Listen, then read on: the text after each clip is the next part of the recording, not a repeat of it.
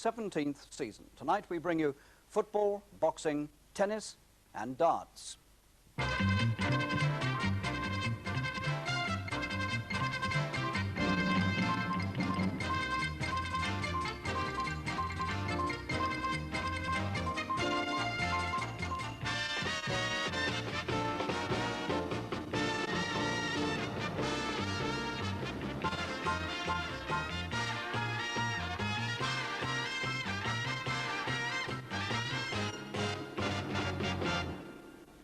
The Milk Cup has a new trophy. Well, Liverpool won the old one outright.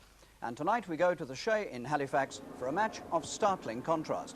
The visitors are Spurs sitting top of the league, while the home club lies 6 from the very bottom. Just what does it all mean for Halifax Town? Well, it means a great deal to the club generally, because we've been struggling for a few years in the bottom 4 of the 4th Division, and financially it's a wonderful thing for us today. We're making the most of it. It's been enjoyed by the whole townspeople as well as the officials and directors at this club. We're proud to have Tottenham here tonight. It's a great boost to the club and to the town, and we hope for a favourable result at the end of it. And there was great atmosphere at Wembley last night surrounding the reappearance of heavyweight Frank Bruno, coming back to action after defeat. If Frank had any doubts about how the public would receive him, they were soon dispelled. I can promise you spectacular action from that bill. And talking of comebacks, there's seldom been a better one than that made this year by British tennis star John Lloyd. Tonight he tells us how he came out of the pit of despair. I remember thinking when the ball would come to me, even in slow motion, if I thought I could not hit this ball over the net into court.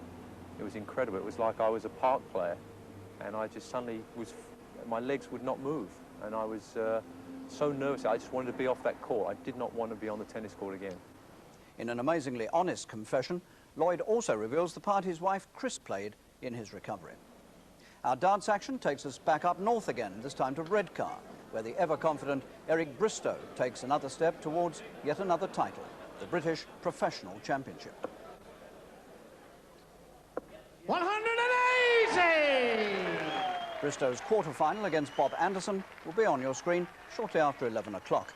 And just 6 weeks after the Olympic boxing tournament in Los Angeles, Sports Night reveals a plan that could send our boxers into the next Olympics with a much better chance of medals. Well, in a few moments, Halifax Town versus Spurs, but first the rest of tonight's football results from John Watson. The Milk Cup second round first leg. Chelsea 3, Millwall 1. Halifax Spurs in just a moment. Leicester City 4, Brentford 2. Manchester United 4, Burnley 0. Newcastle United 3, Bradford City 1. Sheffield United 2, Everton 2. Stoke City 1, Rotherham United 2.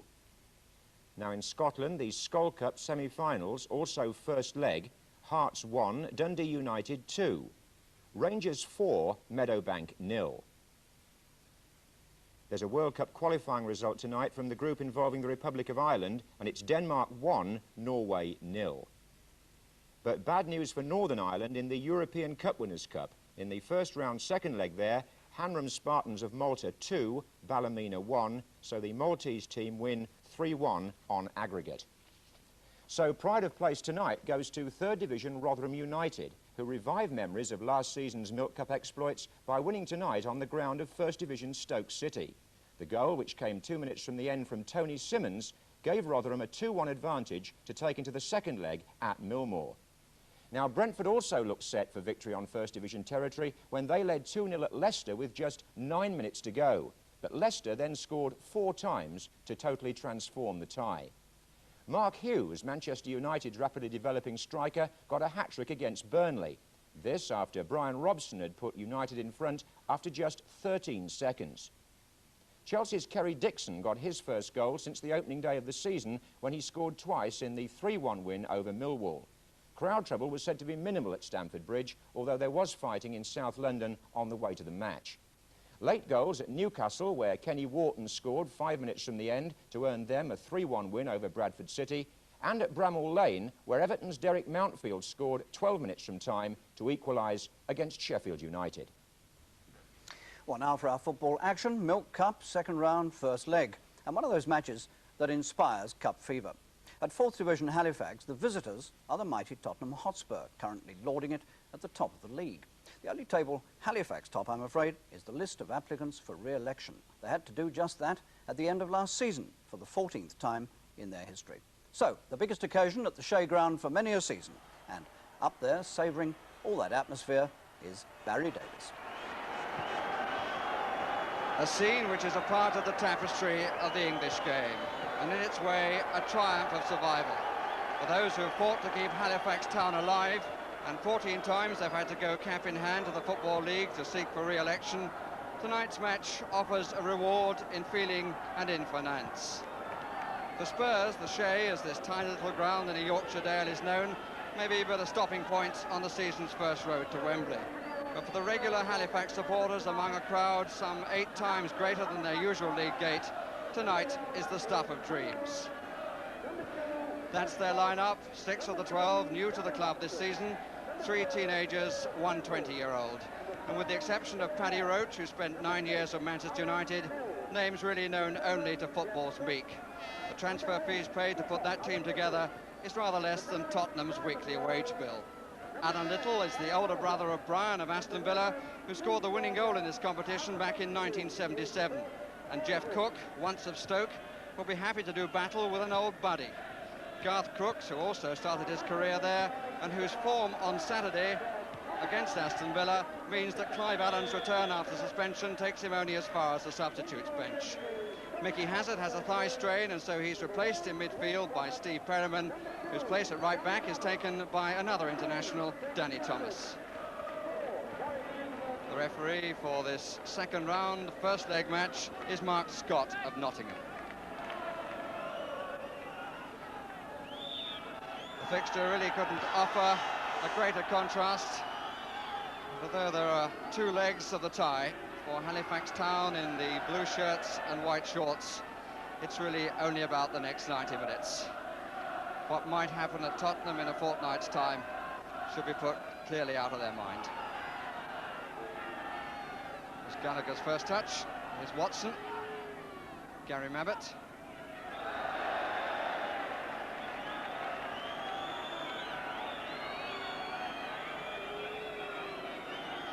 About 1,000 Tottenham supporters in the crowd.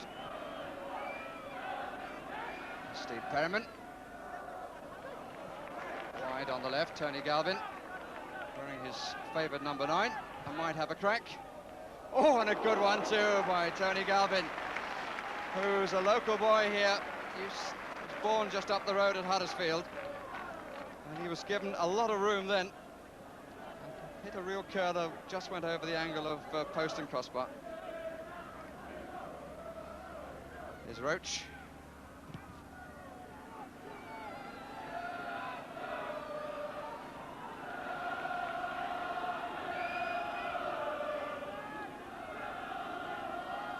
Watson with the throw. Thornburg trying to make the run.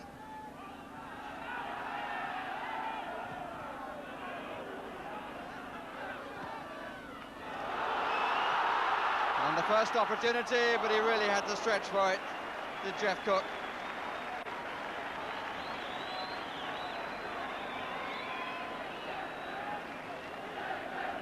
Alan Little, who set up the opportunity.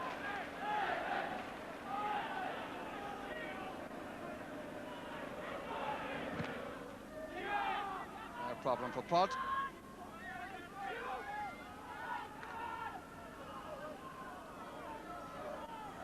Pod, one of the senior citizens, 32 years old, came from Bradford City in the close season.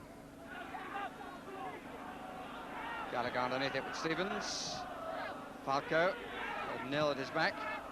Crooks. Chidozie on the right. Thomas behind him. Tottenham putting 4 into the box. One of the Mabbotts. But Chidozie testing the surface when he didn't want to. It's not a particularly good clearance. Straight to low.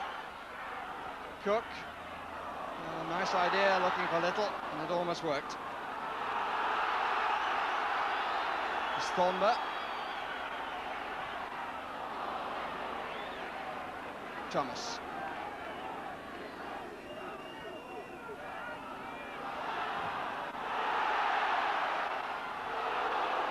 Free kick will be given.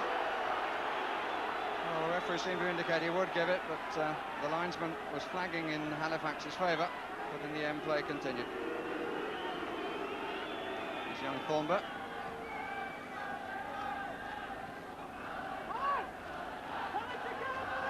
He's one of the teenagers. Paul Miller.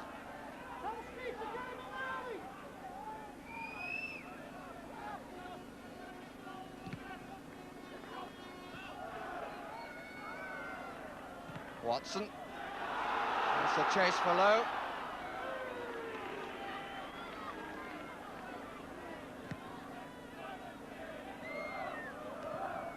Watched by Billier.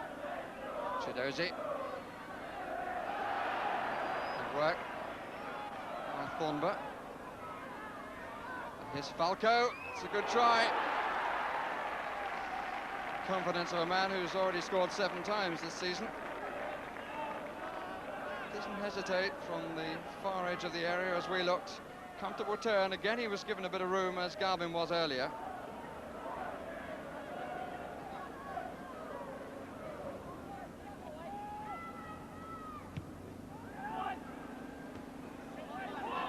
Gallagher. Abbott.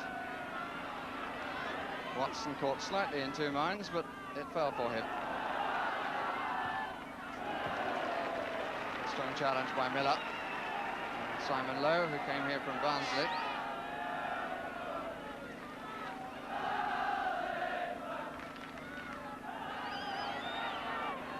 Cook is waiting in the middle. And the flag is up for offside. Peter Shreves, the Spurs manager, deciding to join those on the bench. Chidozie. First chance to try and get a run at Watson.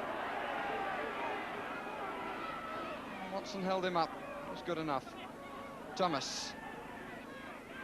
4 waiting. It came off the post from Falco. Paddy Roach really searching for the ball. It was past him and hit the base of the woodwork.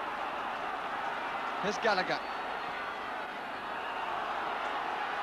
It's a cup dive incident, and one obviously being enjoyed by the crowd. Watson. Thornber. Needed a little more composure.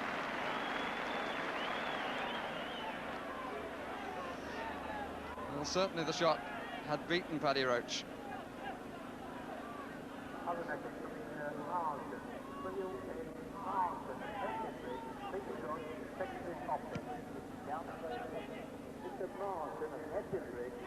Problem for Air, but not for Roach.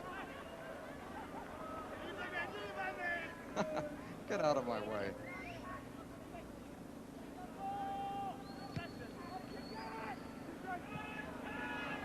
Miller. Kendall, Perriman. Watson. Slightly miscued. Low. Todd. Foul by Crooks. Just a bit of elbow.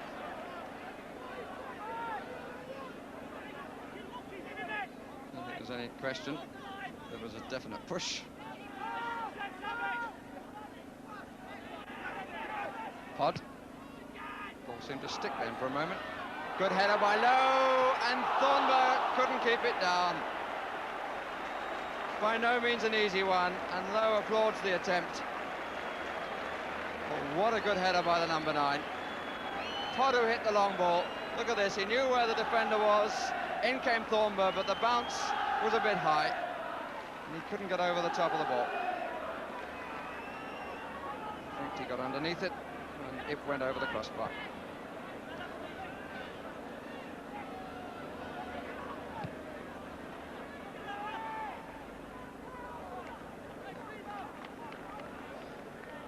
Halfway through the first half. An interesting first leg here.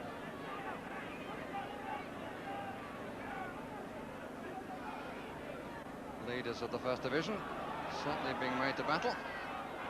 Here's Chidozie, out by Nil. Little.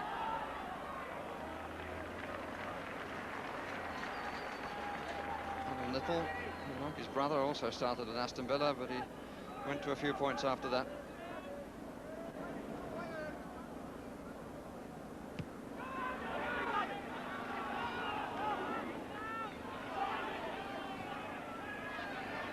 Thomas. Chidozie.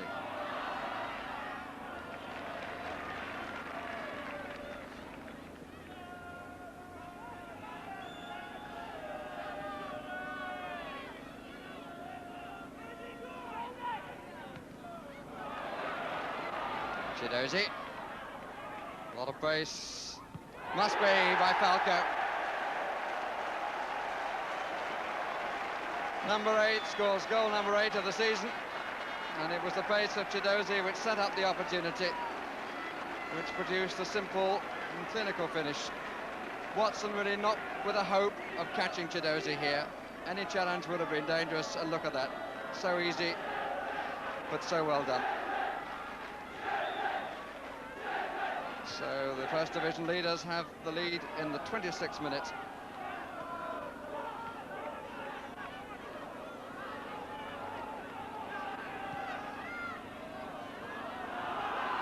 Good play by Lowe.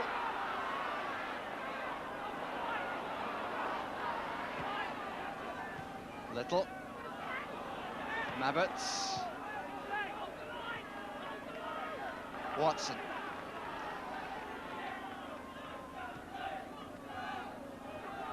Perryman. Steve Perryman, who survives from the successful Tottenham League Cup sides of the early 70s. And the Tottenham crowd have been watching him now for 15 years.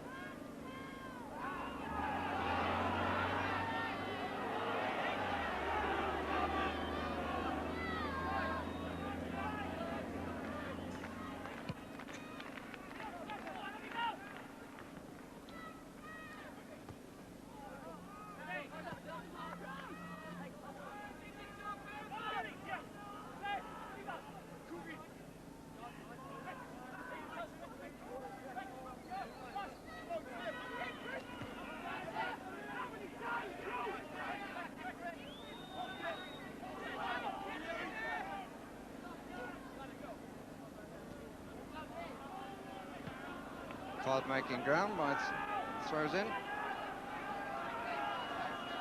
or 2 moving off for half-time cups of tea. And everybody can go now as the players come off the field with Mark Falco, the scorer of the only goal, and following a goal scored by a Tottenham centre-forward of days gone by, 31 years ago in fact, when Tottenham played here in the 5th round of the FA Cup, when Len Dukerman scored and Tottenham went on to win by 3 goals to nothing. At half-time in the Milk Cup of 1984, Spurs 1, Halifax Town 0.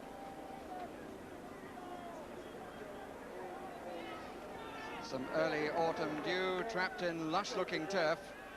Really, Spurs can have no complaints about a first-class pitch, which is a great tribute to the work of Norman Southernwood, who, during the time that hose pipes weren't allowed because of the drought, used the bath water after the players' training to keep his pitch in this condition. One might even suggest that it's a pitch too good for an upset, but that remains to be seen. First free kick of the half leaves Barry Gallagher limping a little bit and produces a Halifax free kick.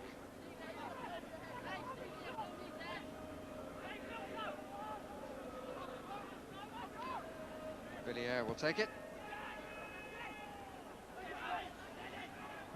Met by Miller. Stevens rather uncomfortably away. That's a good header from Little to Pod.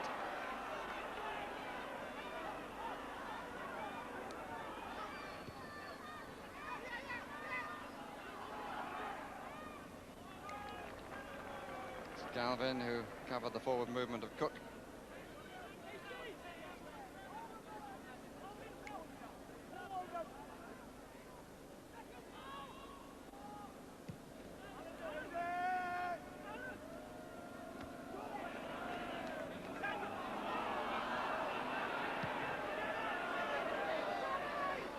Gallagher's thinking wasn't quite as quick as that of Simon Lewis.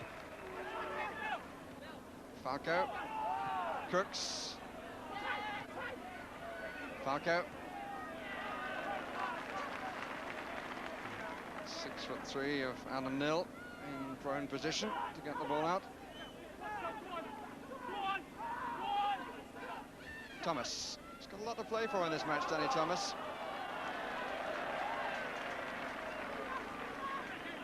Trying to get his place back in the first choice lineup. And if he could do that, there might be further hopes in store for him.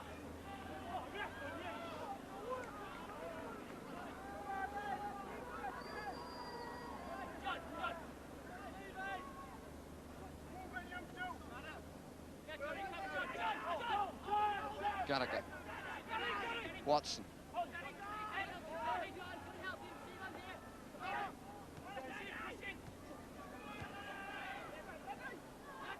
Low. Corner. The referee had a quick word, it seemed, with Perryman then, because there was a clash off the ball, which looked accidental to me, but it certainly took an attacker out of the play. Low in the 6-yard box. Free kick, in fact, has been given just on the edge of the area. Indeed, it couldn't be much closer. Low has come right out. Nill has taken a position on the near post. Here's Watson. Came off Falco. And fell, fortunately. Little. Mabbott, good header. Cook was the attacker. Thornber.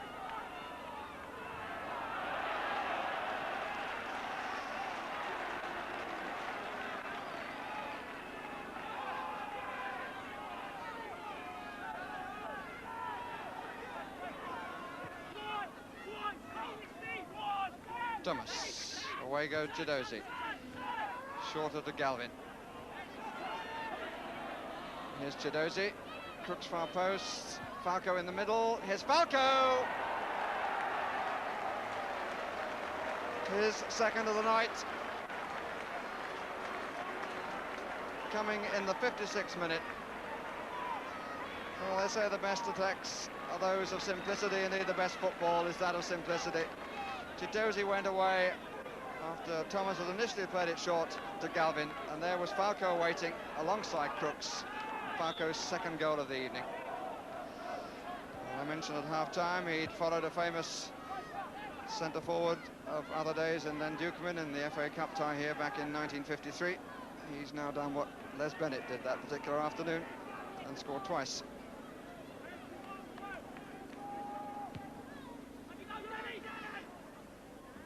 As for Halifax, their hopes of following their FA Cup success against Markham Allison's Manchester City back in 1980 in the third round seem to have disappeared.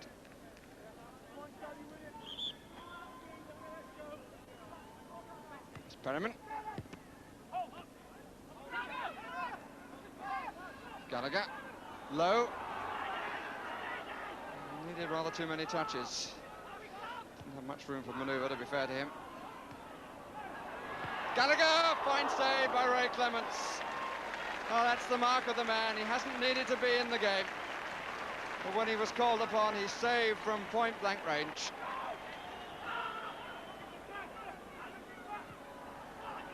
Really did very well indeed. Falco covering the near post alongside Thomas, moving out a little bit further.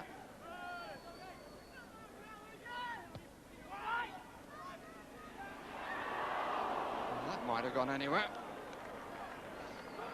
In fact, it goes out off Kendall for the goal kick. Ray Clements began his Liverpool career in this competition 16 years ago yesterday, playing against Swansea in a League Cup tie.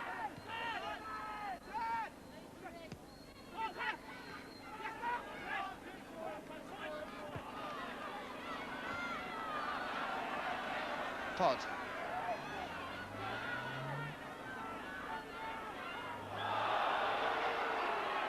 kick against Chris Houghton. Referee alongside, but I don't think the air was ruffled between them. Gallagher. Yeah.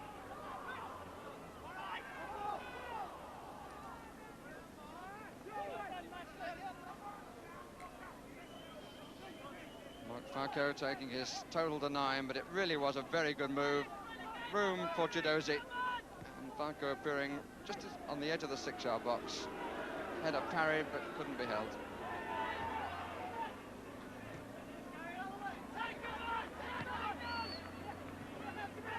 Nevitt.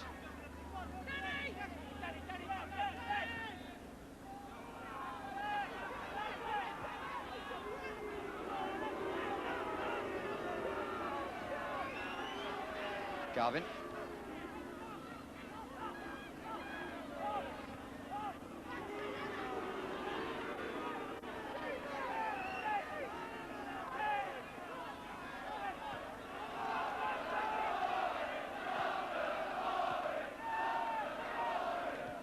Space for Chidozie, they'd all been pulled.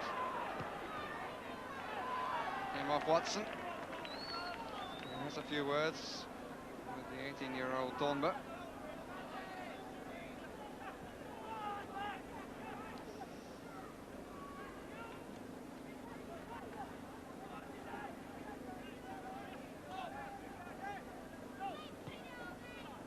Variation. Back to Perryman. Niftily done. Oh, beauty. Garth Crooks has been scoring goals in shoals for the reserves in matches before the season started. What a great piece of play by Steve Perryman. Look at the pace of the man. Left them all for dead, and a lovely little floated chip, which was such an invitation to Crooks. 3-0 to Spurs. And a goal of class.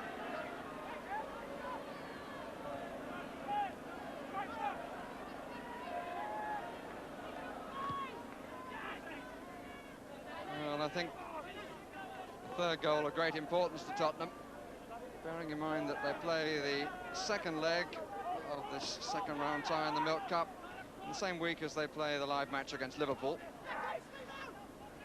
They will be happy not to have that much to do in the second leg against this 4th Division side.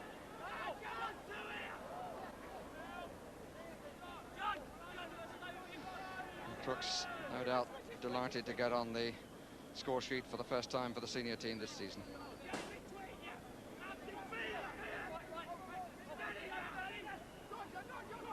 Chidozie. Perryman. Oh, here goes Crooks again. Roach to meet him.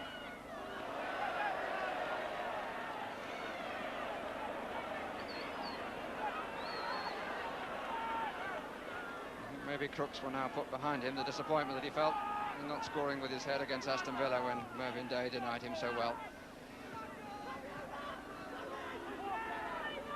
Stevens.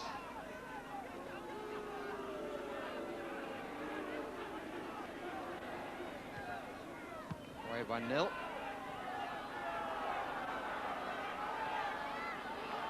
Gallagher.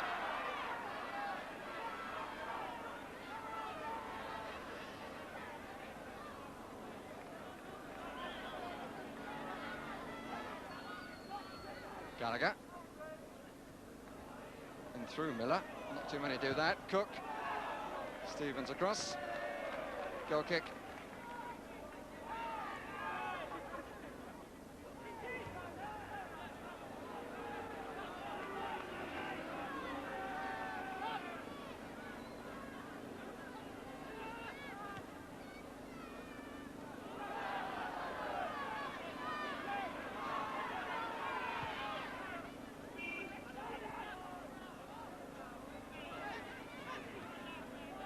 Falco.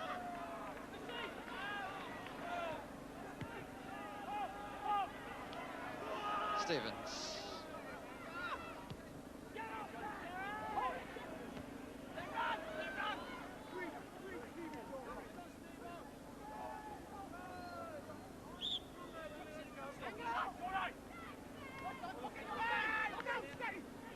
Thomas takes over as the winger. Crooks, time to look up. Got a bit of curl in that, but the goalkeeper had come well forward.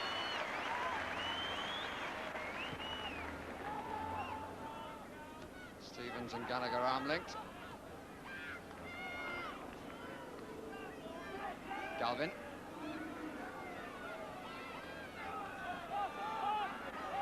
Chris Houghton.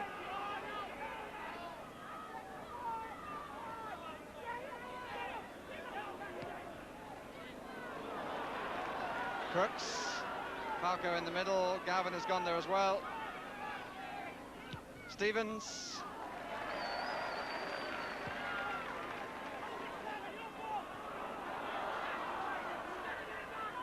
Lowe looks to see if any help is at hand. Oh, maybe I did him an injustice. Thornburg. Yes! Gallagher. Oh, did I see Ray Clement smiling? Or did he deceive me? Certainly looking a bit thoughtful now. Thornburg's studied cross. And Gallagher's header that I think Ray Clements thought was going wide. Well, it's given the home crowd good reason to cheer.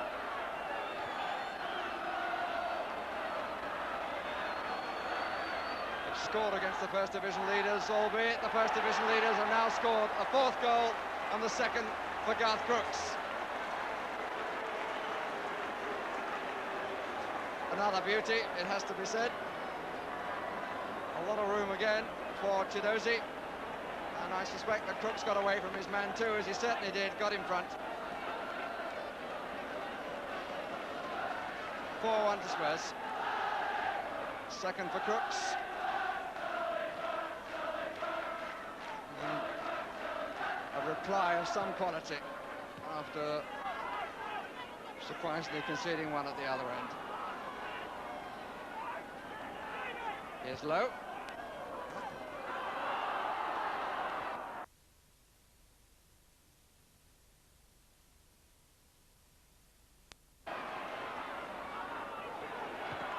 Kendall's shot.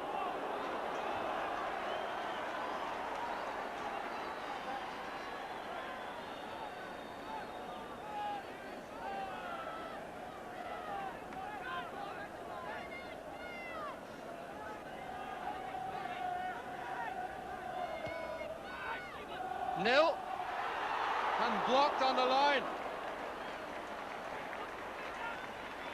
It's Kendall who turned on it. Lillu won it in the air. And it seemed almost as the goalkeeper, with a bit of help, sat on it. Well, the match seemed to be dying, and suddenly it's burst into flame once more.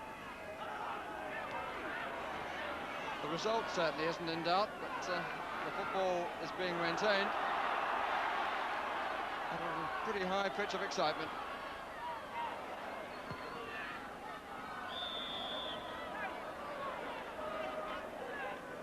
Well, Clements certainly seemed to have a little bit of fortune. The header was from Nil. That's Kendall who turns on it. I'm not even sure whether it reached Ray Clements.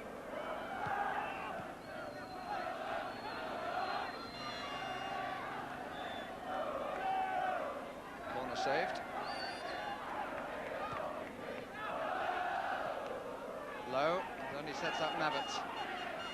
Crooks, Galvin, Houghton sprints forward. Speed all over this Tottenham team. Crooks, like Falco, wants the hat-trick.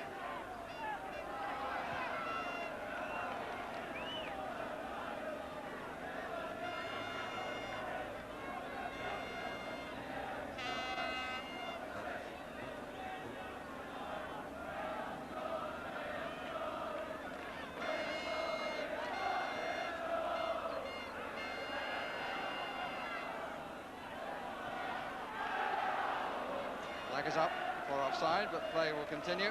And here's Crooks. And he's being held, but it doesn't matter. He has his hat-trick. Watson tried to pull him back. He got that half yard ahead. Long ball forward. He got between the two. There's the moment of the pull, but still he managed to toe poke it in. Off seemingly his wrong foot. A little knock in the process. But he has a hat-trick and Spurs have 5.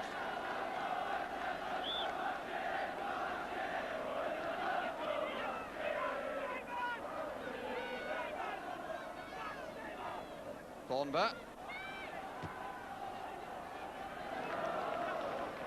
Garth Crooks trying to shrug off his knock. Look at the pace he showed to get between the two, and he was held there and still found time for the flick with his left foot. Came off the instep.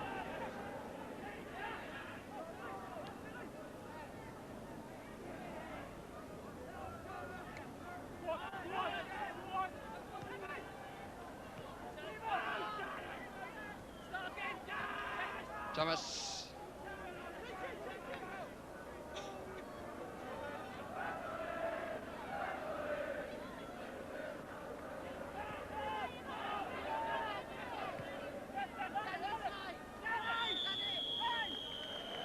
(5-1) for Spurs.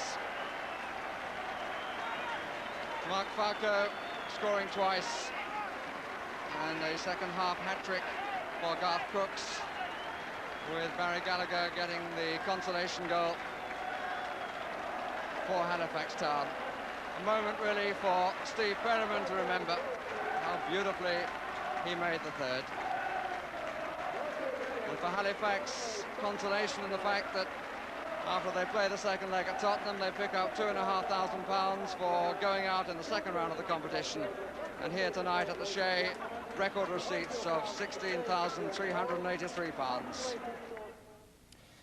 That figure confirming that there is still football life in Halifax and indeed in the 4th Division in general. But while Spurs were preparing for that Milk Cup tie, I saw their 2 injured midfield stars, Ozzy Ardiles and Glenn Hoddle, play for the youth team this afternoon against an English schools FA under-18 side at the Barclays Bank ground in West London. Now, it was only Hoddle's second match in 7 months, and it was the first game Ardiles had played since a cartilage operation.